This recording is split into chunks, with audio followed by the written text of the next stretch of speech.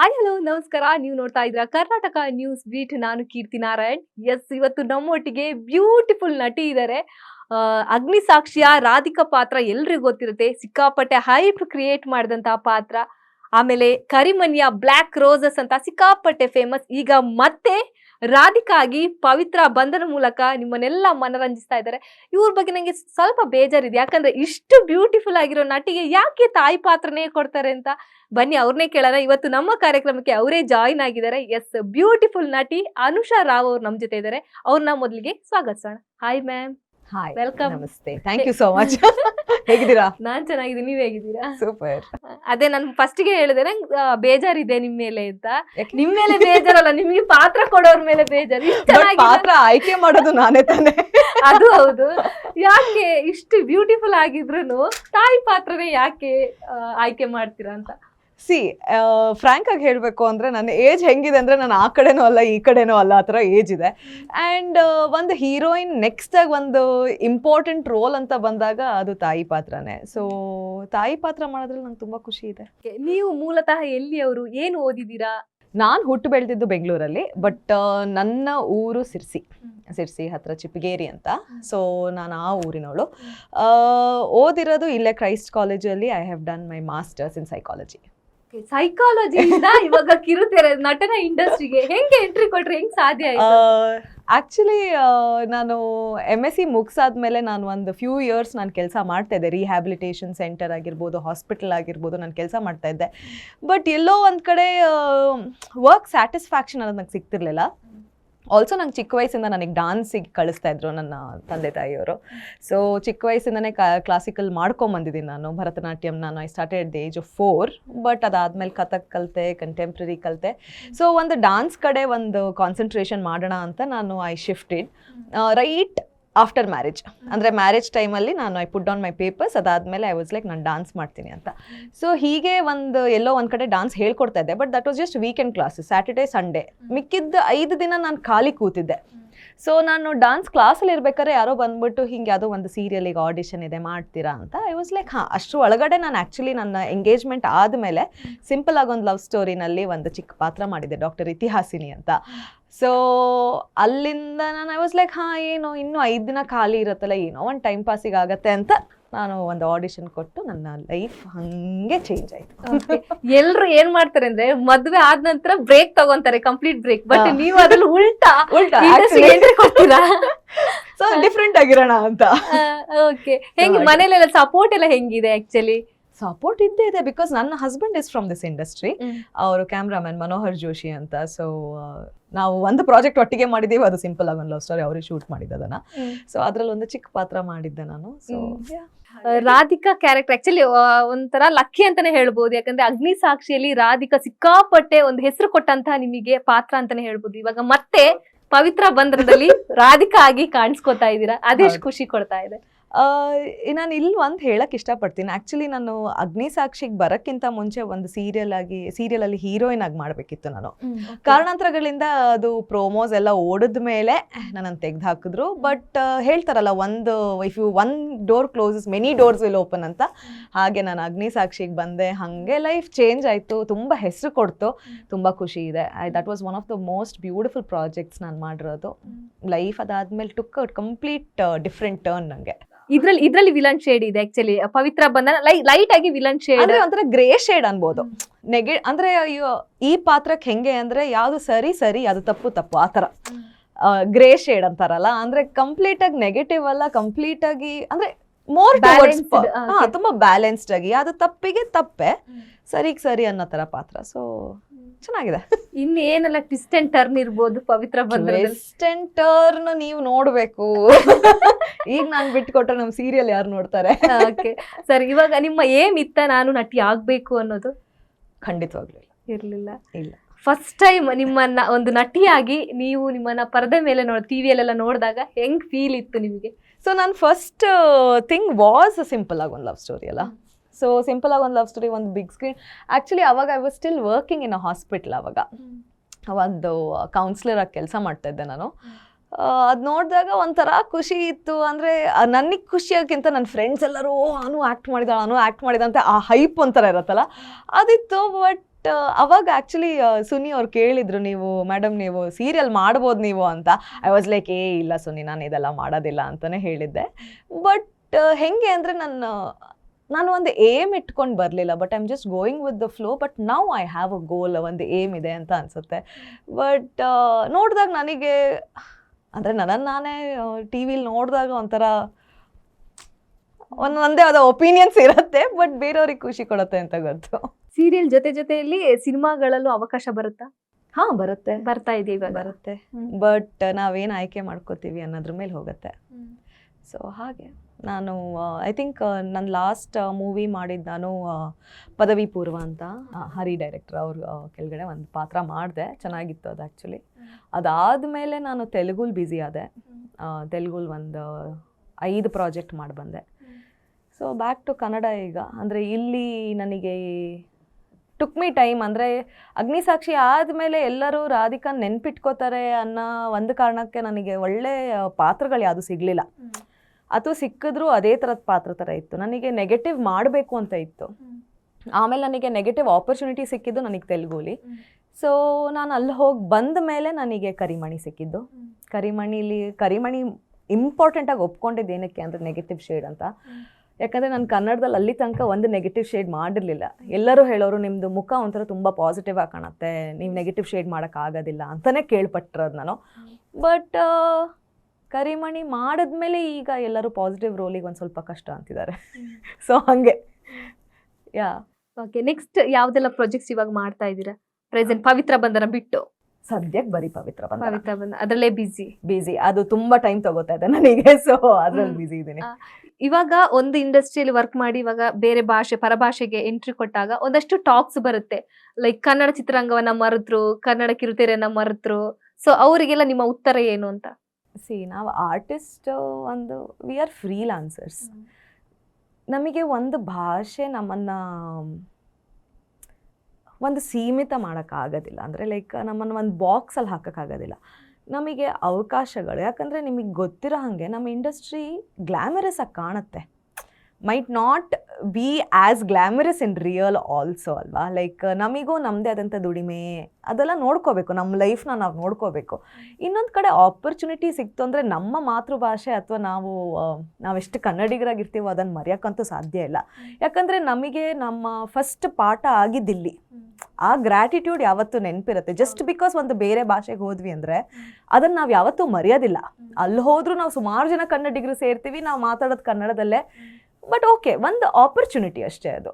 ಹಾಗಂತ ನಮ್ಮ ಭಾಷೆನ ಮರ್ತ್ವಿ ಅಥವಾ ವಾಪಸ್ ಬರಲಿಲ್ಲ ಅನ್ನೋದಾಗಲಿ ಆ ಥರದ್ದೇನಿರೋದು. ಕೆಲವೊಂದು ಟ್ರೀಟ್ಮೆಂಟ್ ವಿಷಯದಲ್ಲಿ ಬರೋದಾದ್ರೆ, ಲೈಕ್ ಇಲ್ಲಿಂದ ಅಲ್ಲಿ ಹೋಗೋರ್ನ ಟ್ರೀಟ್ ಮಾಡೋ ರೀತಿ ಚೆನ್ನಾಗಿರಲ್ಲ.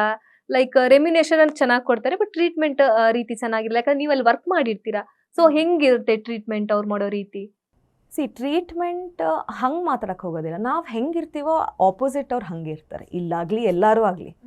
ಈಗ ನಾವು ಚೆನ್ನಾಗಿದ್ದು ನಾವು ಬೇಸಿಕ್ಲಿ ನಮ್ಮ ಇಂಡಸ್ಟ್ರಿಲಿ ನಾವು ವಿ ಹ್ಯಾವ್ ಟು ಅಂದರೆ ಈಗ ಟೈಮಿಂಗ್ಸ್ ವಿಷಯದಲ್ಲಿ ಒಂದು ಸ್ವಲ್ಪ ಅಡ್ಜಸ್ಟ್ ಮಾಡ್ಕೋಬೇಕಾಗತ್ತೆ. ಯಾಕಂದರೆ ಅವ್ರು ಇಷ್ಟು ಅವರ್ಸಲ್ಲಿ ಇಷ್ಟು ಮುಗಿಸ್ಲೇಬೇಕು ಅಂತ ಇರುತ್ತೆ. ಒಂದು ಪ್ರೊಡ್ಯೂಸರಿಗೆ ಒಂದು ಪ್ರೆಷರ್ ಇರುತ್ತೆ, ಡೈರೆಕ್ಟರಿಗೆ ಒಂದು ಪ್ರೆಷರ್ ಇರುತ್ತೆ. ಸೊ ನಾವು we have to adjust for timings ಆಗಲಿ, ಅಥವಾ ಒಂದು ಮಾತು ಬರುತ್ತೆ ಹೋಗುತ್ತೆ, ಅದನ್ನು ತಲೆಯಲ್ಲಿ ಇಟ್ಕೊಂಡು ಈಗೋ ಅದನ್ನೆಲ್ಲ ಸೈಡಿಗೆ ಇಟ್ಬಿಟ್ಟು ನಾವು ಹೆಂಗಿರ್ತೀವೋ ನಾವು ಚೆನ್ನಾಗಿ ಮಾತಾಡಿದ್ರೆ ಆಪೋಸಿಟ್ ಅವರು ಹಾಗೆ ಚೆನ್ನಾಗಿ ಮಾತಾಡ್ತಾರೆ. ಸೊ ನನ್ನ ಪರ್ಸ್ನಲ್ ಎಕ್ಸ್ಪೀರಿಯನ್ಸಲ್ಲಿ I have been treated very well. Remuneration ವಿಷಯದಲ್ಲಿ ಲೈಕ್ ಕನ್ನಡ ಇಂಡಸ್ಟ್ರಿಯಲ್ಲಿ ಇರ್ಬೋದು, ಅಲ್ಲಿ ಜಾಸ್ತಿ ಪೇಮೆಂಟ್ ಜಾಸ್ತಿ ಇಲ್ಲ, ಬಟ್ ಆಫ್ ಲೇಟ್ ಮ್ಯಾಚ್ ಮಾಡ್ತಾ ಇದ್ದಾರೆ ಅಂತ ನಂಗೆ ಅನ್ನಿಸ್ತಾ ಇದೆ. ಸೊ ಮೇ ಬಿ ಒಂದು ಟೈಮಲ್ಲಿ ಇಲ್ಲಿಂದ ಕರ್ಕೊಂಡು ಹೋದಾಗ, ಅಂದರೆ ಲೈಕ್ ಲೆಟ್ಸ್ ಸೇ ಇಲ್ಲಿಂದ ತೆಲುಗುಗೆ ಹೋದಾಗ ಇಲ್ಲಿ ಕೊಡೋ ಪೇಮೆಂಟಿಗೂ ಅಲ್ಲಿ ಕೊಡೋ ಪೇಮೆಂಟಿಗೂ ಒಂದು ತುಂಬ ಅಜಗಜಾಂತರ ವ್ಯತ್ಯಾಸ ಇತ್ತು ಅಂತ ಹೇಳ್ಬೋದು. ಬಟ್ ಆಫ್ ಲೇಟ್ ನಮ್ಮ ಕನ್ನಡದವರು ಬಿಟ್ಕೊಡ್ತಾ ಇಲ್ಲ, ಅವರು ಸಖತ್ತಾಗಿ ಮ್ಯಾಚ್ ಮಾಡ್ತಿದ್ದಾರೆ ಅಂತಲೇ ಹೇಳ್ಬೋದು. ಓಕೆ, ರೀಸೆಂಟ್ ಆಗಿ ಮ್ಯಾಮ್ ರಾಜಕುಮಾರರು ಮೈಕ್ರೋ ಸೀರೀಸ್ ಅಲ್ಲಿ ಕಾಣಿಸ್ಕೊಂಡಿದ್ರಿ ತಾಯಿ ಪಾತ್ರದ ಮೂಲಕ. ಒಳ್ಳೆ ರೆಸ್ಪಾನ್ಸ್ ಕೂಡ ಅದಕ್ಕೆ ಸಿಕ್ಕಿತ್ತು. ಸೊ ಎಷ್ಟು ಖುಷಿ ಕೊಡ್ತಾ ಇದೆ? ನನ್ನ ಫಸ್ಟ್ ಮೈಕ್ರೋ ಸೀರೀಸ್ ಇದು. ಆ್ಯಂಡ್ ನನಗೆ ಅನ್ನಿಸ್ತಾ ಇದೆ ನಾನು ಒಂದು ಒಳ್ಳೆ ಮೈಕ್ರೋ ಸೀರೀಸ್ನ ಆಪ್ಟ್ ಮಾಡಿದೆ. ಅಲ್ಲಿ ತನಕ ಆಫರ್ಸ್ ಬಂದಿತ್ತು, ಬಟ್ ನಾನು ಅದಕ್ಕಷ್ಟು ಗಮನ ಕೊಟ್ಟಿರಲಿಲ್ಲ. ಯಾಕಂದರೆ ನಾನು 2 ಪ್ರಾಜೆಕ್ಟ್ ಮಾಡ್ತಾ ಇದ್ದೆ ಆವಾಗ, ಸೊ ಅಷ್ಟು ಗಮನ ಕೊಡಲಿಲ್ಲ. ಇದು ಒಂದು ಕರಿಮಣಿ ಆದಮೇಲೆ ಬಂದಂಥ ಆಪರ್ಚುನಿಟಿ. ಇದು ಫೆಂಟಾಸ್ಟಿಕ್ ಆಪರ್ಚುನಿಟಿ. ಒಂದು ವರ್ಕ್ ಜಾಗದಲ್ಲಿ ಎಷ್ಟು ಮಜಾ ಮಾಡ್ಬೋದಿತ್ತು, ತುಂಬ ಕೆಲಸ ಇತ್ತು, ಬಟ್ ಅಷ್ಟೇ ಮಜಾ ಮಾಡಿದ್ದೀವಿ. ಒಂದು ಬ್ಯೂಟಿಫುಲ್ ಎಕ್ಸ್ಪೀರಿಯನ್ಸ್, ಬ್ಯೂಟಿಫುಲ್ ಟೀಮ್ ಅಂತಲೇ ಹೇಳ್ಬೋದು. ನಮ್ಮ ಪ್ರೊಡ್ಯೂಸರ್ಸ್ ಆಗಲಿ, ನಮ್ಮ ಡೈರೆಕ್ಟರು ಹೇಮಂತ್ ಕುಮಾರ್ ಅವರು, ಆಮೇಲೆ ಕ್ಯಾಮ್ರಾಮ್ಯಾನು ಕಾರ್ತಿಕ್ ಶರ್ಮಾ ಅವರು, ವೆರಿ ನೈಸ್. ಅಂದರೆ ತುಂಬ ಒಂದು ಎನ್ವೈರ್ಮೆಂಟ್ ಚೆನ್ನಾಗಿದ್ದರೆ ಒಂಥರ ಅಷ್ಟೇ ಕೆಲಸನೂ ಚೆನ್ನಾಗಿ ಮಾಡ್ಬೋದು ಅನ್ನೋದು ನನ್ನ ನಂಬಿಕೆ. ಸೊ ಸಖತ್ತಾಗಿತ್ತು. ನಮ್ಮ ಪ್ರೊಡ್ಯೂಸರ್ಸ್ ಚೇತನ್ ಅವರು ಕೂಡ, ಆವಿಷ್ಕಾರ್ ಪ್ರೊಡಕ್ಷನ್ಸ್, ವೆರಿ ಕೈಂಡ್ ಆ್ಯಂಡ್ ತುಂಬ ಚೆನ್ನಾಗಿ ಮಾಡಿಕೊಟ್ರು ಆ್ಯಕ್ಚುಲಿ ಅದನ್ನು. ಸೀರಿಯಲ್ ಶೂಟಿಂಗಿಗೂ ಮೈಕ್ರೋ ಸೀರೀಸ್ ಶೂಟಿಂಗಿಗೂ ವ್ಯತ್ಯಾಸ ಇರುತ್ತೆ. ಸೊ ಶೂಟಿಂಗ್ ಅನುಭವ ಎಲ್ಲ ಹೆಂಗಿತ್ತು? ಅಂದರೆ ನನಗೆ ಒಂದೇ ವ್ಯತ್ಯಾಸ ನನಗೆ ಹೆಚ್ಚು ಕಡಿಮೆ ಅನಿಸಿದ್ದು ಅಂದರೆ ನಮ್ಮ ಯೂಸ್ ಮಾಡಿರೋ camera. Actually this was the first micro series ಎಲ್ಲಿ ಮೂವಿಗೆ ಯೂಸ್ ಮಾಡೋವಂಥ ಕ್ಯಾಮ್ರಾಗಳನ್ನ ಯೂಸ್ ಮಾಡಿದ್ದು. ಅಲೆಕ್ಸಾ ಮಿನಿನ್ ಯೂಸ್ ಮಾಡಿದ್ರು, ದೊಡ್ಡ ಬಜೆಟ್ ಅಲ್ಲಿ ತುಂಬ ದೊಡ್ಡ ಬಜೆಟ್ ಅಲ್ಲಿ ಮಾಡಿದ್ರು. ಚೆನ್ನಾಗಿತ್ತು, ವೆರಿ ನೈಸ್. ಆ್ಯಂಡ್ ಸೀರಿಯಲ್ಗೂ ಇದಕ್ಕೂ ಏನು ಡಿಫ್ರೆನ್ಸ್ ಅಂದರೆ ನಾಟ್ ಮಚ್. ಎಲ್ಲ ನೋನ್ ಫೇಸಸ್ಸೇ. ನನ್ನ ಜೊತೆಗೆ ನನ್ನ 3 ಮಕ್ಕಳು ಮಾಡಿದ್ದು ನೋನ್ ಫೇಸಸ್ಸೇ ಎಲ್ಲರೂ. So it was nice, nothing much. ನಿಮಗೆ ಯಾರು ಹೇಳಿಲ್ವಾ ಲೈಕ್ ಇಷ್ಟು ಬ್ಯೂಟಿಫುಲ್ ಆಗಿದ್ರೆ ಯಾಕೆ ತಾಯಿ ಪಾತ್ರನೇ ಒಪ್ಕೊಂತೀರಾ ಅಂತ? ತಾಯಿ ಪಾತ್ರ ಬ್ಯೂಟಿಫುಲ್ ಆಗಿರ್ಬಾರ್ದಾ? ಅಲ್ಲ, ಬ್ಯೂಟಿಫುಲ್ ಆಗಿ ಇರುತ್ತೆ. ಲೈಕ್ ನೀವು ತೋರಿಸೋ ನಿಮ್ಮನ್ನ ನೀವು ಸ್ಕ್ರೀನ್ ಮೇಲೆ ಪ್ರೆಸೆನ್ಸ್ ಮಾಡೋ ರೀತಿ ಇರ್ಬೋದು, ನೀವು ಉಡುವಂತ ಸೀರೆಗೂ ಸಾಕಷ್ಟು ಜನ ಫ್ಯಾನ್ಸ್ ಇದ್ದಾರೆ, ಫುಲ್ ಹೈ ನೆಕ್ ಬ್ಲೌಸ್ ಆಗಿರ್ಬೋದು. ಹೌದು, ಅಂದ್ರೆ ಒಂದು ತಾಯಿ ಪಾತ್ರ ಮಾಡೋ ಎಕ್ಸ್ಪೀರಿಯನ್ಸೇ ಬೇರೆ ಅದು. ಅಂದರೆ ಒಂದು ನಿಮ್ಮ ಏಜ್ಗಿಂತ ಜಾಸ್ತಿ ಒಂದು ಮೆಚೋರಿಟಿನ ನೀವು ಸ್ಕ್ರೀನಿಗೆ ತರಬೇಕಾಗತ್ತೆ. ಅಂದರೆ ಆಫ್ ಸ್ಕ್ರೀನ್ ಹಿಂಗೆ ನಮ್ಮ ಏಜ್ ಪ್ರಕಾರನೇ, ಅಥವಾ ಚಿಕ್ಕವರಿದ್ರೆ ಚಿಕ್ಕವ್ರ ಥರನೂ ಆಡ್ತೀವಿ ನಾವು. ಬಟ್ ಒಂದು ಸ್ಕ್ರೀನಲ್ಲಿ ನೀವು ಒಂದು ಸ್ಲೈಟ್ಲಿ ಓಲ್ಡರ್ ಅಂದರೆ ದೊಡ್ಡ ಮಕ್ಕಳು ಅಂದರೆ ಲೈಕ್ ಅದು ತಕ್ಕಂಗೆ ಒಂದು ಮೆಚೋರಿಟಿನ ಕ್ಯಾರಿ ಮಾಡಬೇಕಾಗತ್ತೆ. ಅದು ಒಂಥರ ಚಾಲೆಂಜ್. ಈಗ ಮೇ ಬಿ ನನಗಿಂತ ಚಿಕ್ಕ ವಯಸ್ಸಿನ ಪಾತ್ರ ಕೊಟ್ಟರೆ ಅದಕ್ಕೆ ಹೆಂಗೆ ಒಂಥರ ಅದ್ರ ತಕ್ಕಂಗೆ ಮಾಡಬೇಕಾಗತ್ತೋ, ಇದು ಕೂಡ ಒಂಥರ ಚಾಲೆಂಜು. ಅಂದರೆ ಆ್ಯಂಡ್ ಆಲ್ಸೋ ತಾಯಿ ಪಾತ್ರ ನನಗೆ ಮುಖ್ಯವಾಗಿ ಆಪ್ಟ್ ಮಾಡೋದೇನಕ್ಕೆ ಅಂದರೆ that is one of the main characters. ನೀವು ಯಾವುದೇ ಪ್ರಾಜೆಕ್ಟ್ ತಗೊಳ್ಳಿ, ಒಂದು ತಾಯಿ ಮಗನ ಸಂಬಂಧ ಏನಿರುತ್ತೆ ಅದು ತುಂಬ ತುಂಬ ಚೆನ್ನಾಗಿರುತ್ತದು. ಸೊ ಅದಕ್ಕೆ ಒಂದು ಚೆನ್ನಾಗಿರತ್ತೆ ಅಂತ ಆಪ್ಟ್ ಮಾಡ್ತೀನಿ ಅಷ್ಟೇ. ಈ ಹಿಂದೆ ಕರಿಮಣಿಯಲ್ಲಿ ಬ್ಲಾಕ್ ರೋಸಸ್ ಅಂತ ಫೇಮ್ ಇತ್ತು, ಇವಾಗ ರಾಧಿಕಾ ಅಂತ. ಜನ ಯಾವ್ದನ್ನ ಇವಾಗ ಜಾಸ್ತಿ ಗುರುತಿಸ್ತಾ ಇದ್ದಾರೆ ಅಂತ? ರಾಧಿಕಾ ಅನ್ನೋ ಪಾತ್ರ ಈಗ ಇನ್ನು ಜಸ್ಟ್ ಸ್ಟಾರ್ಟ್ ಆಗಿದೆ, ನಾವು ಲಾಸ್ಟ್ ಮಂತಿಂದ ಟೆಲಿಕಾಸ್ಟ್ ಮಾಡ್ತಿರೋದ್ರಿಂದ. ಬಟ್ ಅದು ಸ್ವಲ್ಪ ಟೈಮ್ ತಗೊಳತ್ತೆ ಕೂತ್ಕೊಳ್ಳೋಕ್ಕೆ. ಆಲ್ಮೋಸ್ಟ್ ಕರಿಮಣಿ ನಮ್ದು ಮುಗ್ದಿದ್ದು ಜುಲೈಯಲ್ಲಿ, ಇದು ಜಸ್ಟ್ ಲಾಸ್ಟ್ ಮಂತ್ ಸ್ಟಾರ್ಟ್ ಆಗೋದ್ರಿಂದ it will take some time. ಅದೇ ಜನರಿಗೆ ಗುರ್ತಿಡಿತಾರೆ. ಜನರು ಈಗಲೂ ಅಗ್ನಿಸಾಕ್ಷಿ ರಾಧಿಕಾ ಅಂತ ಕರೀತಾರೆ, ಬ್ಲ್ಯಾಕ್ ರೋಸ್ ಕರಿಮಣಿ ಅಂತ, ಕರಿಮಣಿ ಬ್ಲ್ಯಾಕ್ ರೋಸ್ ಅಂತ ಕರೀತಾರೆ, ಇಲ್ಲ ಈಗ ಪವಿತ್ರ ಬಂಧನದ ರಾಧಿಕಾ ಅಂತ. ಇಟ್ಸ್ ಆಲ್ ದೇರ್, ಎಲ್ಲ ಒಂಥರ ಡಿವೈಡ್ ಆಗ್ಬಿಟ್ಟಿದೆ ಅದು. ಓಕೆ, ಅಗ್ನಿಸಾಕ್ಷಿಯಲ್ಲಿ ರಾಧಿಕಾ ಪಾತ್ರಕ್ಕೆ ಹೆಂಗೆ ಆಯ್ಕೆ ಆದ್ರಿ? ಹೆಂಗೆ ಆಡಿಷನ್ ಥ್ರೂ ಆಯ್ಕೆ ಆದ್ರ ಅಥವಾ ಹೆಂಗೆ ಆಪರ್ಚುನಿಟಿ ಸಿಕ್ತು ಅಂತ? ನಾನು ನಿಮ್ಗೆ ಈಗಷ್ಟೇ ಹೇಳಿದ್ದೆ, ಒಂದು ಪ್ರಾಜೆಕ್ಟಿಂದ ನಾನು ತೆಗೆದಿದ್ರು, ನಾನು ಮೇನ್ ಲೀಡ್ ಆಗಿ ಅಂದರೆ ಹೀರೋಯಿನ್ ಆಗಿ ಮಾಡಬೇಕಾದ ರೋಲು ಕನ್ನಡಕ್ಕೆ. ಸೊ ಅದು ಹೋದ್ಮೇಲೆ ಎಲ್ಲೋ ಒಂಥರ ಅನ್ನಿಸ್ತು ನನಗೇನು ಸಿಗೋದಿಲ್ವಾ ಏನೋ ಎತ್ತ ಅಂತ. ಆದರೆ ಆ ಸೆಟ್ಟಿಗೆ ಮುರುಘಾ ಸರ್ ಅಂತ, ನೀವು ಅಗ್ನಿಸಾಕ್ಷಿ ನೋಡಿದರೆ ದೊಡ್ಡ ಕೊಡೆ ಮುರುಘಾ ಅವರಿದ್ರು. ಅವ್ರು ಒಂದಿನ ಫೋನ್ ಮಾಡಿದ್ರು, ಈ ಥರ ನೋಡ್ತಿದ್ದಾರೆ ಬಾರಮ್ಮ, ಒಂದು ಲುಕ್ ಟೆಸ್ಟ್ ಕೊಟ್ಟು ಹೋಗು ಅಂತ. ನಾನು ಕಳ್ಕೊಳ್ಳೋದು ಏನಿದೆ ಅಂತ ಹೋದೆ. ಆದರೆ ಆ ಪಾತ್ರಕ್ಕೆ 65 ಜನಕ್ಕಿಂತ ಜಾಸ್ತಿದು ಆಡಿಷನ್ ಆಗಿತ್ತು, ನಿಜ ಹೇಳಬೇಕು ಅಂದರೆ. ಆಮೇಲೆ ನಾನು ಹೋದೆ ಹೀಗೆ ಟಕ್ ಅಂತ ನಾನು ಹೋದೆ. ನಾನು ಮೇ ಬಿ ನನ್ನ ಫೇಸ್, ನನ್ನ ಐ ಡೋಂಟ್ ನೋ ಅವರಿಗೆ ಏನು, ಅಥವಾ ಪ್ರಿಯಾಂಕಾಗೂ ನನಗೂ ಹೋಲಿಕೆ ಒಂದು ಇದೆ ಅಂತ ತುಂಬ ಜನ ಹೇಳ್ತಾರೆ. ಅಂದರೆ ವಿ ಲುಕ್ ಲೈಕ್ ಸಿಸ್ಟರ್ಸ್, ಅಥವಾ ಫೇಸ್ ಕಟ್ ಇರ್ಬೋದು, ಅಥವಾ ನಮ್ಮ ಕೂದಲಿರ್ಬೋದು, ಒಂದೇ ಥರ ಕಾಣ್ತೀವಿ ಅಂತ. ಆ ಬೇಸಿಸ್ ಮೇಲೆ ಸೆಲೆಕ್ಟ್ ಮಾಡಿದ್ರೆ ಹೆಂಗೆ ಗೊತ್ತಿಲ್ಲ. But this is how it happened. And ಅಲ್ಲಿಂದ ಏನು, ನೋ ಲುಕಿಂಗ್ ಬ್ಯಾಕ್. ಓಕೆ, ಒಂದು ಸೀರಿಯಲಿಂದ ಮತ್ತೊಂದು ಸೀರಿಯಲ್ಗೆ ಒಂಚೂರು ಬ್ರೇಕ್ ಸಿಕ್ಕಿದಾಗ ಎಲ್ಲ, ಲೈಕ್ ಬ್ರೇಕ್ ಅಂದರೆ like short period time break ಸಿಕ್ಕಿದಾಗ ಆಪರ್ಚುನಿಟಿ ಸಿಗೋದು ತುಂಬ ಕಷ್ಟ ಆಗುತ್ತೆ ಕೆಲವೊಬ್ಬರಿಗೆ. ಬಟ್ ನಿಮಗೆ ಕಂಟಿನ್ಯೂಸ್ ಆಗಿ ಆಪರ್ಚುನಿಟಿ ಸಿಗ್ತಾ ಇದೆ. ಸೊ ಅದಕ್ಕೆ ಎಷ್ಟು ಖುಷಿ ಇದೆ ಅಂತ? ಎಲ್ಲ ದೇವ್ರ ದಯೆ ಅಂತ ಹೇಳ್ತೀನಿ ನಾನು. ಅಂದರೆ ಅಫ್ಕೋರ್ಸ್ ಒಂದು ಪ್ರಾಜೆಕ್ಟ್ ಆದಮೇಲೆ ಒಂದು ಸ್ವಲ್ಪ ಬ್ರೇಕ್ ಬೇಕು ಅಂತ ಅನ್ಸುತ್ತೆ. ಯಾಕಂದರೆ ನಾವು ಅಷ್ಟು ಕಂಟಿನ್ಯೂಸ್ ಆಗಿ, ಎಸ್ಪೆಷಲಿ ನೆಗೆಟಿವ್ ರೋಲ್ಸ್ ಮಾಡಿದಾಗ ಲಿಟ್ರಲಿ ತಲೆ ನೋವೋದು, ಬಿಕಾಸ್ ನಾವು ಒಂಥರ ಹಿಂಗೆ ಗುರ್ಗುಟ್ಕೊಂಡು ನೋಡೋದು ಅದು ಎಲ್ಲ ಜಾಸ್ತಿ ಇರುತ್ತಲ್ಲ. ಎಲ್ಲೋ ಒಂದು ಕಡೆ ಬ್ರೇಕ್ ಬೇಕು ಅನ್ಸುತ್ತೆ. ಆ್ಯಂಡ್ ಸಿನ್ಸ್ ನಾನು 2 ಪ್ರಾಜೆಕ್ಟ್ ಮಾಡ್ತಾ ಇದ್ದೆ, I definitely wanted a break. Break ಆದಮೇಲೆ ಆಗಸ್ಟಲ್ಲಿ ಜುಲೈಯಲ್ಲಿ ನಮ್ಮದು ಪ್ರಾಜೆಕ್ಟ್ ಮುಗಿದಿದ್ದು, ಆಗಸ್ಟಲ್ಲಿ ಪವಿತ್ರ ಬಂಧನಕ್ಕೆ ಮಾತುಕತೆ ಸ್ಟಾರ್ಟ್ ಆಗಿದ್ದು ಆ್ಯಕ್ಚುಲಿ. ಆದರೆ ಕಾರಣಾಂತರಗಳಿಂದ ಅದು ಸ್ವಲ್ಪ ಟೈಮ್ ಹಿಡೀತು. ಮೇ ಬಿ ಸೂರಜ್ ನಮ್ಮ ಜೊತೆಗೆ ಆ್ಯಕ್ಟ್ ಮಾಡಬೇಕು ಅಂತ ಇತ್ತು ಅನ್ಸುತ್ತೆ. ಸೊ ಟೈಮ್ ಹಿಡೀತು ಆ್ಯಂಡ್ ಆಯಿತು. ಪ್ರಾಜೆಕ್ಟ್ಸ್ ಬರೋ ಟೈಮಲ್ಲಿ ಬರುತ್ತೆ. ಈಗ ಗ್ಯಾಪ್ ಇದ್ದಾಗ ಯಾರೂ ಕೇಳೋದಿಲ್ಲ.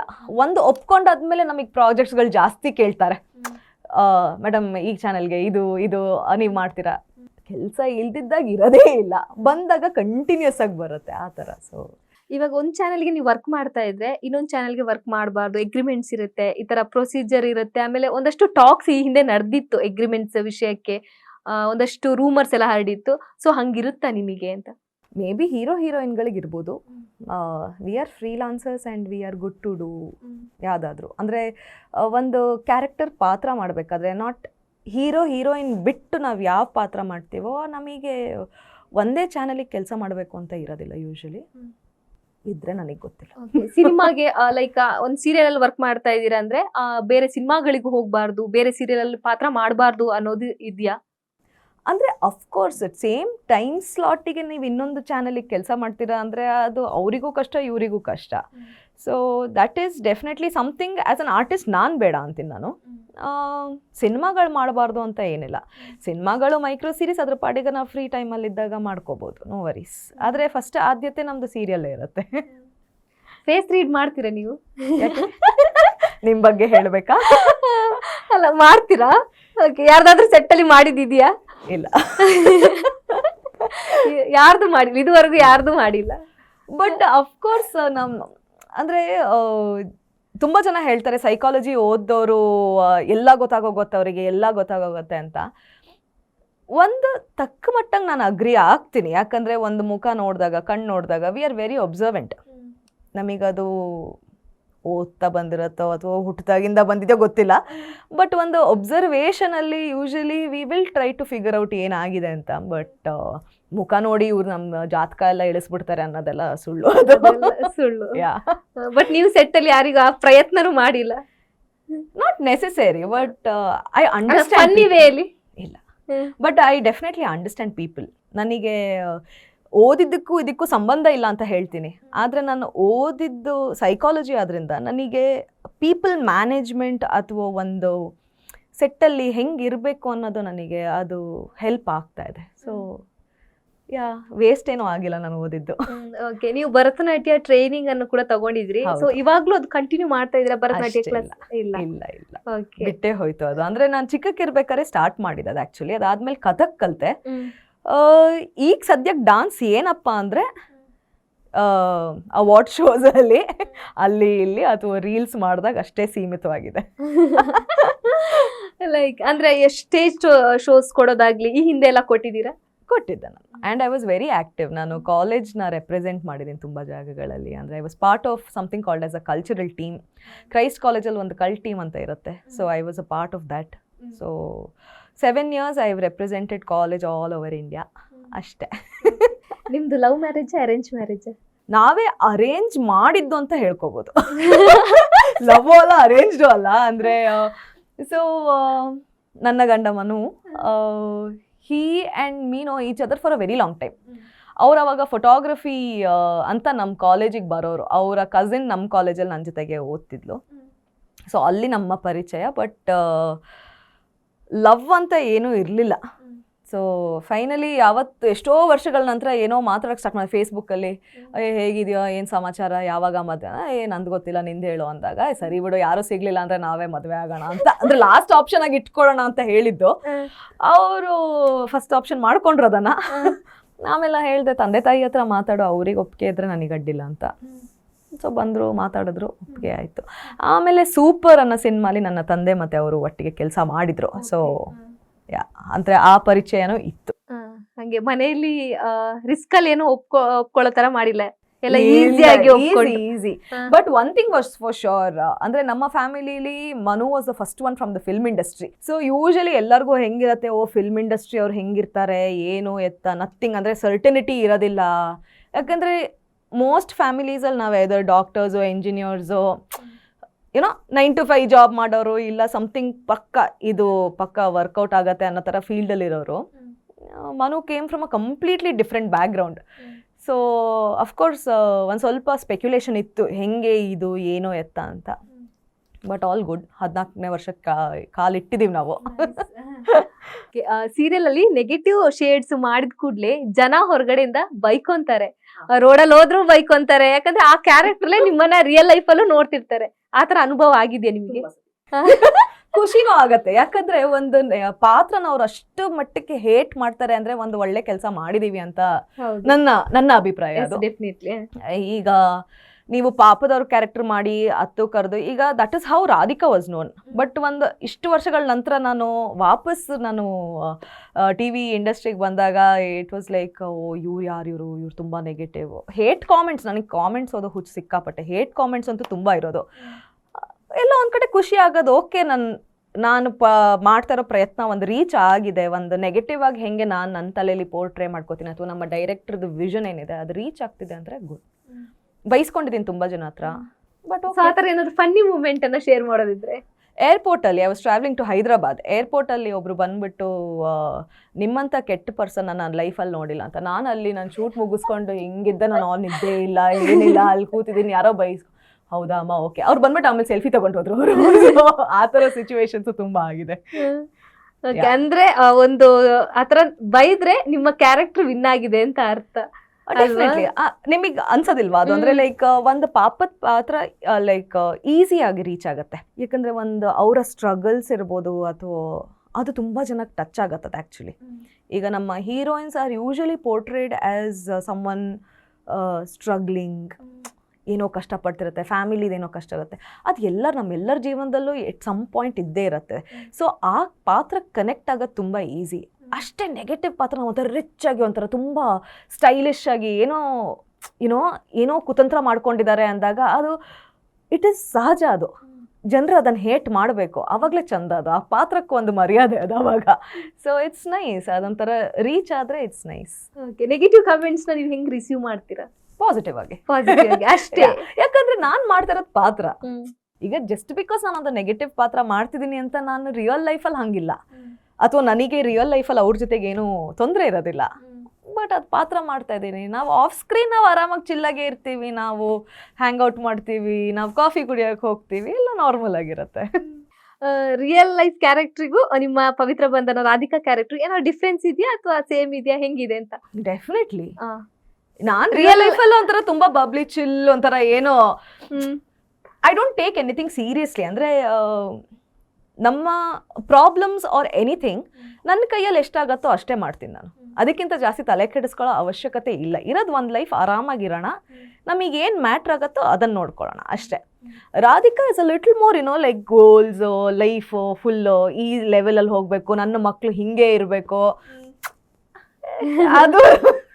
ಅದು ಪಾತ್ರಕ್ಕಷ್ಟೇ, ಅದು ನಾನಲ್ಲ. ಇವಾಗ ಅಥವಾ ಒಂದು ಸ್ಕ್ರೀನ್ ಮೇಲೆ ಕಾಣಿಸ್ಕೋಬೇಕಂದ್ರೆ ಅವ್ರನ್ನ ಅವರು ಚೆನ್ನಾಗಿ ಪ್ರಿಪೇರ್ ಮಾಡ್ಕೊಂಡಿರ್ಬೇಕು, ಲೈಕ್ ಸ್ಕಿನ್ ಕೇರ್ ಇರ್ಬೋದು. ಸೊ ನಿಮ್ಮ ಸ್ಕಿನ್ ಕೇರ್ ಎಲ್ಲ ಹೆಂಗಿರುತ್ತೆ? ಈಗ ಟ್ರೆಂಡ್ ಆಗ್ತಿರೋದು ನಿಮಗೆ ಗೊತ್ತಿರೋದು ಕೊರಿಯನ್ ಸ್ಕಿನ್ ಕೇರೆ. So I am also into it. ಆದಷ್ಟು I try to maintain. But of course stress, ನಿದ್ದೆ ಇಲ್ಲ ಅಂದಾಗ ಆ್ಯಕ್ನೆ ಬರೋದಾಗಲಿ ಅದೆಲ್ಲ ಸಹಜ. ಬಟ್ ಅದು ಏನು ಶಾಶ್ವತ ಅಲ್ಲ, ಅದು ಬರುತ್ತೆ ಹೋಗತ್ತೆ ಅದ್ರ ಪಾಡಿಗೆ. ಸೊ ನಮ್ಮ ಕಡೆಯಿಂದ ಏನು ಮಾಡ್ಬೋದೋ ಮಾಡೋದು ಅಷ್ಟೇ.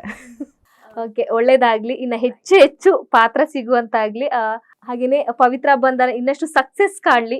S, thank you so much. ಸಿನಿಮಾದಲ್ಲೂ ಅವಕಾಶ ಸಿಗುವಂತಾಗ್ಲಿ. Thank you so much. ನಿಮ್ಮ ಒಂದು ಬಿಸಿ ಶೆಡ್ಯೂಲ್ ಅಲ್ಲಿ ನಮಗೋಸ್ಕರ ಒಂದು ಸ್ವಲ್ಪ ಟೈಮ್ ಕೊಟ್ಟಿದ್ದಕ್ಕೆ thank you so much. Thank you. Yes, ನೋಡಿದ್ರಲ್ಲ, ಮುದ್ದಾಗಿ ಖುಷಿಯಾಗಿ ನಮ್ಮ ಜೊತೆ ಸಾಕಷ್ಟು ವಿಚಾರಗಳನ್ನ ಅನುಷಾ ರಾವ್ ಅವರು ಹಂಚ್ಕೊಂಡ್ರು. ಹೀಗೆ ನೋಡ್ತಾ ಇರಿ ಕರ್ನಾಟಕ ನ್ಯೂಸ್ ಬೀಟ್, ನ್ಯಾಯ ನಮ್ಮೊಂದಿಗೆ, ನಾವು ನಿಮ್ಮೊಂದಿಗೆ.